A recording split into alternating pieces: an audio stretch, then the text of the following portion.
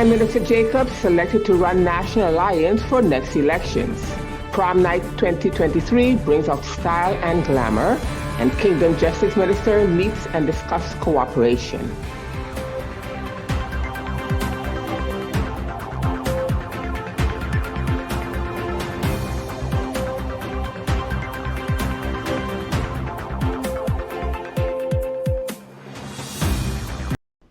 This is SXM Daily News from Monday, June the 26th, 2023. With a synopsis of local, national, regional, and international news, I am your anchor, Valerie Van Putten. Welcome and thank you for joining me today. In our first story, the Judicial Four-Party Consultation, JVO Conference, which was held on June the 22nd, 2023, concluded with participants expressing satisfaction with the outcome and organization of the event. On June the 23rd, the four ministers of justice from the kingdom signed a JVO decision list at the airport grounds facilitated by PJIA and its partners. Key topics discussed during the conference included migration, forensic care, capacity challenges in combating transnational crime, regional police cooperation, and the prevention of juvenile delinquency. The JVO conference agreed on the establishment of a board of directors of immigration for improved collaboration and discussed plans for forensic care facilities. The conference also addressed capacity challenges and highlighted progress in regional police cooperation. The encouraging results of the prosecutor in training program and the endorsement of a working group on the prevention of juvenile delinquency were also discussed. Minister of Justice Anna Richardson, chairing the JVO, expressed optimism and emphasized the commitment to enhancing law enforcement and crime prevention. The next JVO is scheduled for January 2024 and will be held on the island of Curacao. There are 17 of them. Minister Hato has made mention about the police, the chiefs of police has a platform. So all chiefs of police within the kingdom, they come together and they discuss pertinent matters that they are combating in the safety and security of each of our countries. Of course, Minister Chong made mention about our capacity concerns. Of course, budget cuts is something that we talk about as well, and being able to find an opportunity to ensure that platforms such as our prosecution services and our yearly contributions to the various service lines. Every year, the service lines, like every other operation, has to put forward plans as well as budgets, and in these meetings is where we would have to approve those plans and budgets. And oftentimes, it's either a case that we are unable to approve a budget at the time because our parliament has not yet handled, or it's a case where there are some aspects of it that we would need to adjust because of financial cuts and strains. We aren't able to meet the exact amount that is deemed necessary. And that is a concern for us because we have a very important role in society. When I say we, I'm speaking not just of the ministers being to the top, but all the service lines within the justice chain. We are expected to provide safety, security, and protection. And when our finances are tapped into where it makes it difficult for us to execute that, then everybody's looking at the ministers. What are you going to do about it, right? So it's a heavy discussion to me from 1 to 17, and I think we added 18 and 19 today. We did, right?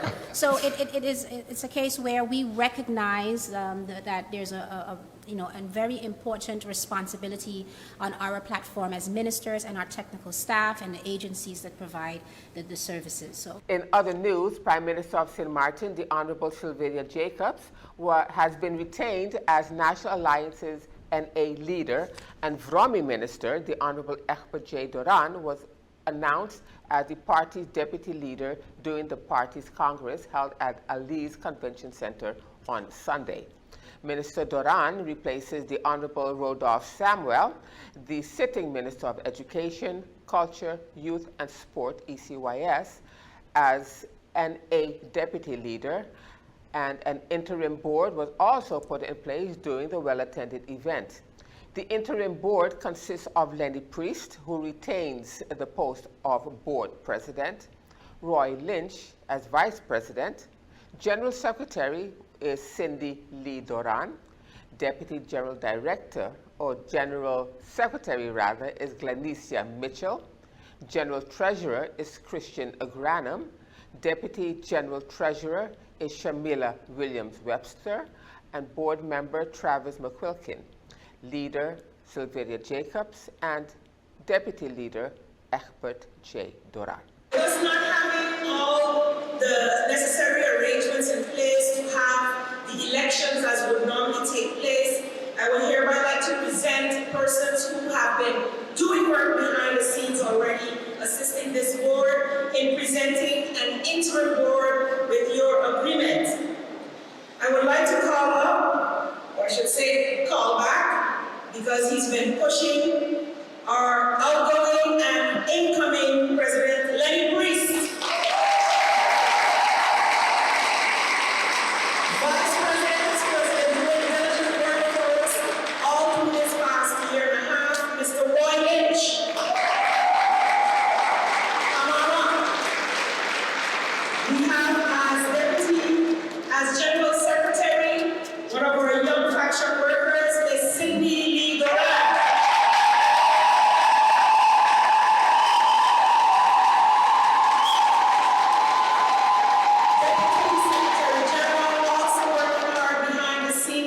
Anytime we're calling on her, Miss Glenicia Mitchell. Joining us, working diligently in the cabinet of our Finance Minister, General Secretary, Mr. Christian Agranum. Deputy General Treasurer, another young, hard-working community worker, Mrs. Shamila Williams-Webster.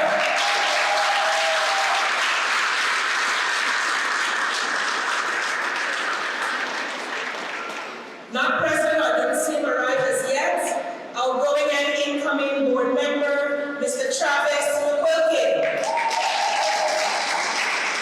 Of course, I will continue to serve on the party as leader, and I welcome my Deputy Prime Minister and now Deputy Leader of the party, Mr. Edward.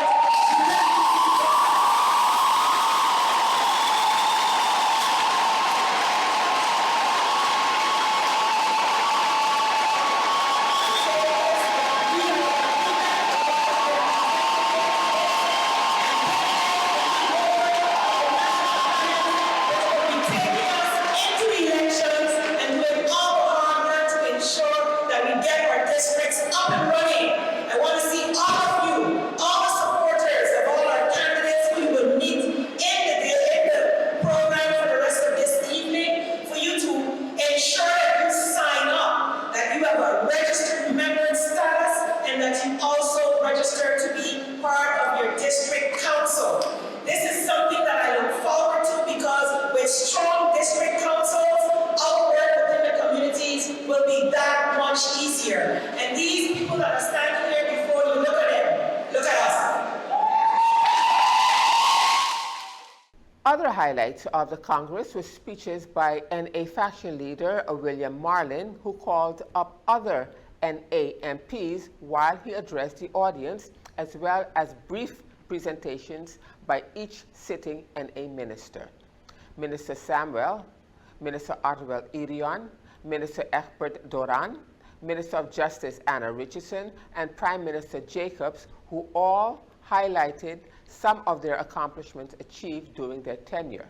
One common thread during the various speeches was that the National Alliance was a team of one, with many repeating the slogan, "We are one," and that the sitting administration is on its way to create history, being the first government since the country attained its status back on 10-10-10 as country within the Kingdom of the Netherlands to sit for the full period of 4 years.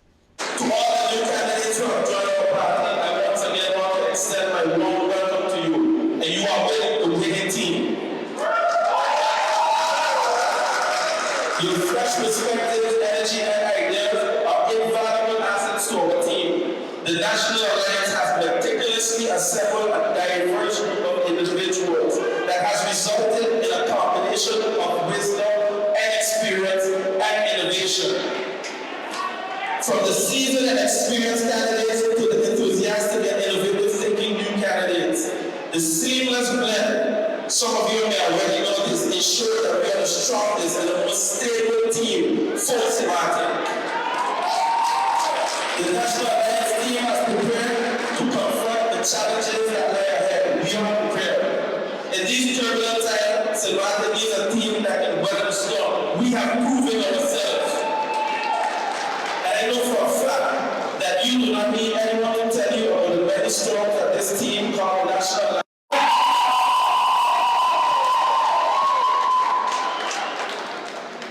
We continue to introduce policies. When the COVID-19 pandemic was here, the Minister of Finance, we sat for days and days on how we're going to fix this issue. The money was not circulating. He failed to show you, people of St. Martin. It is unity and comradeship amongst us that will continue to propel the progress upwards. By continuing to support one another, recognizing that our collective efforts are greater than individual accomplishments, we are confident as we proceed the full collaboration and involvement of both our new and seasoned candidates, our president, and our newly installed board, our well-wishers and supporters, together will form the success story for Country St. Martin. Therefore, I say to us all, let's march forward with unyielding determination, working hand in hand, united in purpose, guiding our shared visions, as only then we shall overcome. Lastly, someone has been asking me over the last couple of months, when will you start campaigning? My answer has always been, this government has been working tirelessly for the country since 2019, and again in 2020 we swore in. So technically, the campaigning never stopped. But today, after this Congress, I encourage all of you to buckle up your shoes, get out there officially on the campaign trail, and bring the National Alliance to a resounding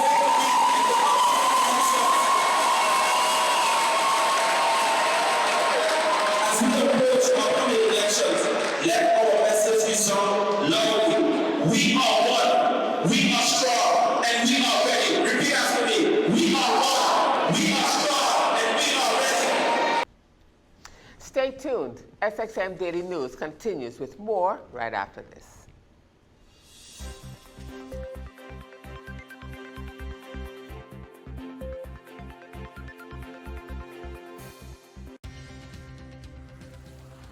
At SXM, we're taking travel and tourism to new heights. Here we boast spacious check-in areas, 10 passport control points, comfortable departure lounges, and finally, there's an airport in the Caribbean that takes your travel plans as seriously as you do. Princess Juliana International Airport.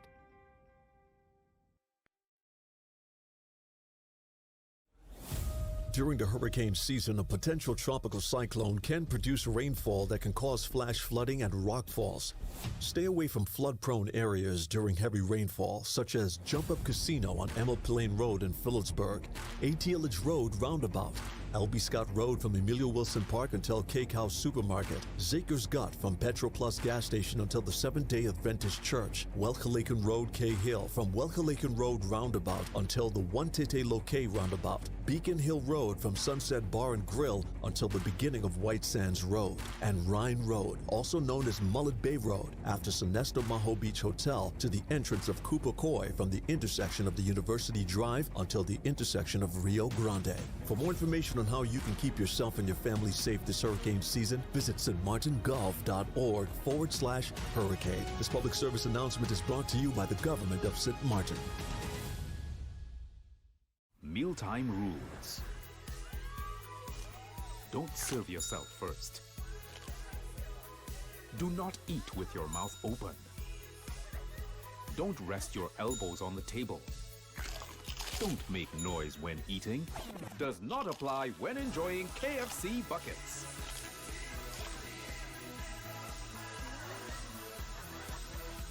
When we bucket together, we are as we really are.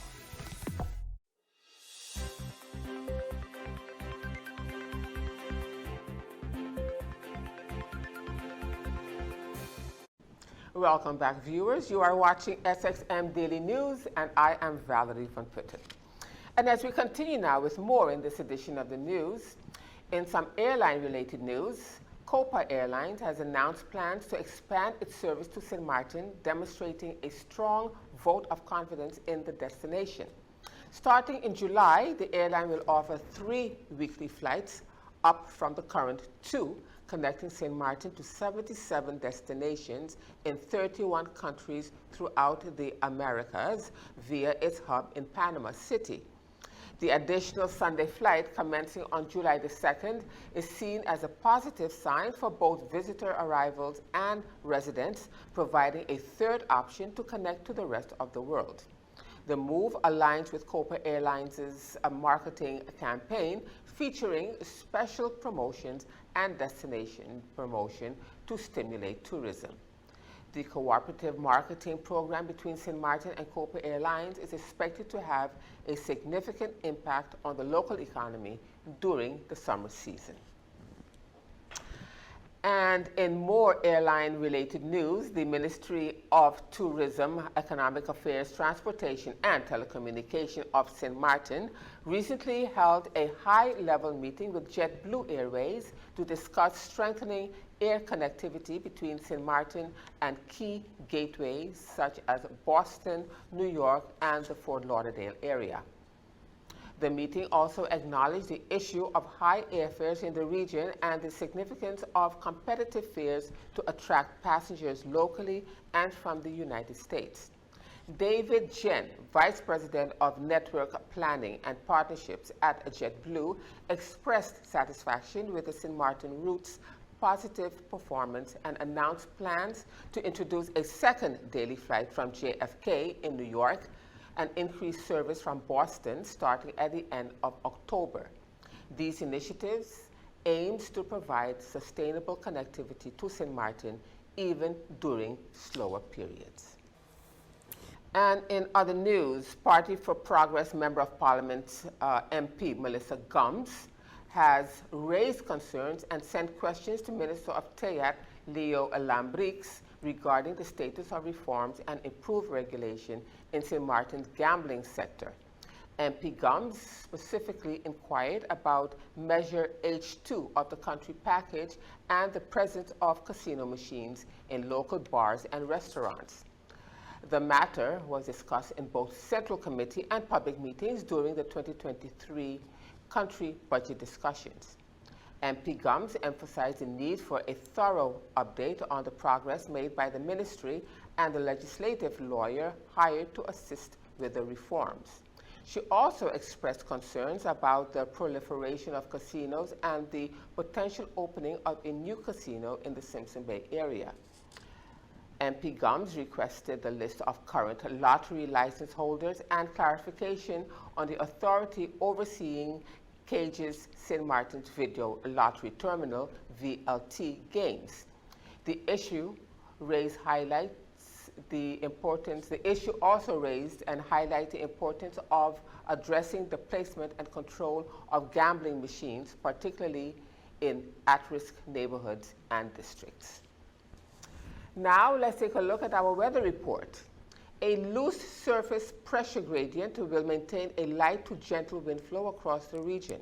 Additionally, moisture associated with the remnants of Cindy and an approaching tropical wave may produce isolated showers. Seas are expected to be slight to moderate for the next several days. And now let's take a look at our 3-day forecast.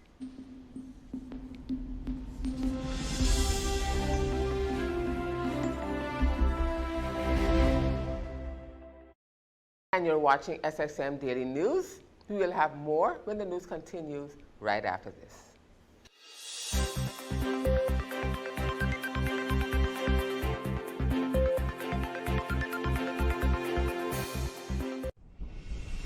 It's hurricane season. Are you prepared? Here are a few tips to keep in mind to help keep you and your family safe.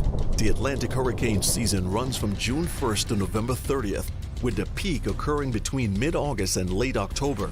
This hurricane season, be sure to put together a go bag. A disaster supply kit including a flashlight, batteries, cash, first aid and supplies, medications, and copies of your critical information if you need to evacuate. This public service announcement was brought to you by the government of St. Martin. At SXM, we're taking travel and tourism to new heights. Here we boast spacious check-in areas, 10 passport control points, comfortable departure lounges, and finally, there's an airport in the Caribbean that takes your travel plans as seriously as you do. Princess Juliana International Airport.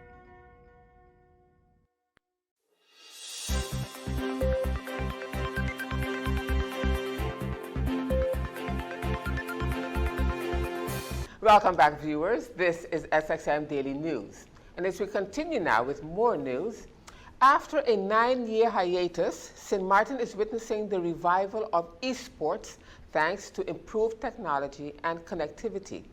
Despite the slow growth of the island's technological field, particularly in internet connectivity, the emergence of next-generation consoles and the introduction of fiber into homes has paved the way for the re-emergence of esports. Local legislator and longtime esports advocate, Member of Parliament Rolando Bryson, expressed optimism about the potential for the industry's growth on the island. MP Bryson attended the relaunch of the grassroots esports event called Soggy Sunday and stated that consistent events like these could help stimulate the esports industry, positioning St. Martin as a premier destination in the region and providing local players and enthusiasts a pathway to the global stage.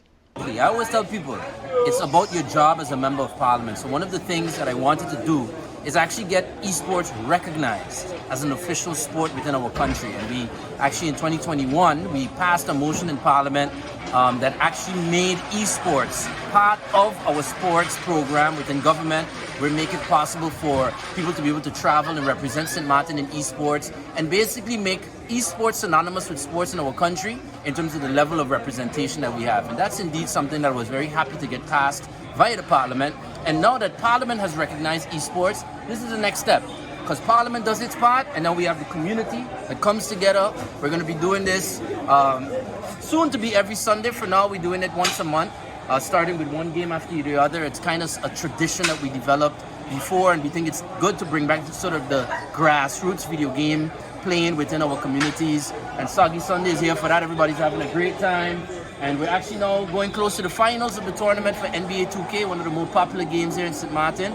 Very proud to have helped to make this possible and to sponsor the event, and I look forward to the next one. And in some sporting news, the St. Martin National Basketball Association, SXM NBA, issued a press statement on Sunday asserting that the new board of the St. Martin Basketball Federation, SMBF, is illegal and was formed without following proper procedures outlined in the articles of the SMBF.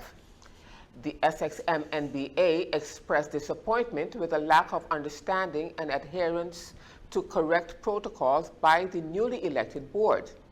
They highlighted specific articles in the SMBF that emphasize membership criteria, general meetings, resolutions, and voting procedures, pointing out the shortcomings of the new board in these areas. The SXM NBA explained that while they recognize the need for a functional basketball federation, they cannot acknowledge the legitimacy of the new board until due process is properly followed. The SXM NBA outlined their own proposal for the formation of a new St. Martin Basketball Federation board, which includes adding new positions and involving associations in the voting process. They concluded the press statement by reiterating their commitment to the rule of law and the proper procedures outlined in the SXMBF articles. One night, a lifetime of memories is how Teen Times described its annual prom night, which was held at Lotus Nightclub on Sunday, June 25th, under the theme Eclipse. Prom night is one of the most anticipated end-of-school year events for high school seniors. In essence, the magic of prom lies in the combination of anticipation, glamour, music, tradition, and the creation of lasting memories. It is a celebration of youth, friendship, and the transition to a more adult level of life for the students who will be departing to further their studies abroad. The class of 2023 attended the formal affair exclusively for the senior exam students of Milton Peters College, the St. Dominic High, St. Martin Vocational and Training School, Academy PSVE, St. Martin Academy, Sundial School, Learning Unlimited Preparatory School, Methodist Agogic Center, the MAC, Comprehensive Secondary Education, CSE High, Caribbean International Academy, CIA, and French St. Martin senior students.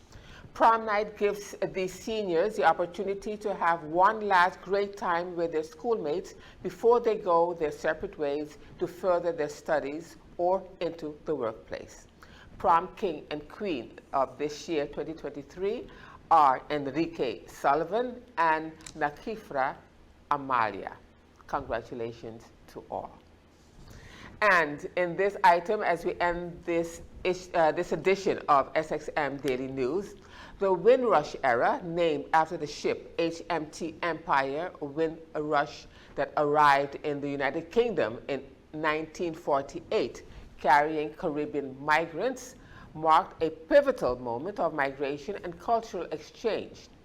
As we reflect on the Windrush period and commemorate 75 years of this history, we honor the legacy of our Caribbean ancestors. Their contribution and sacrifices have paved the way for the opportunities and successes that we enjoy today.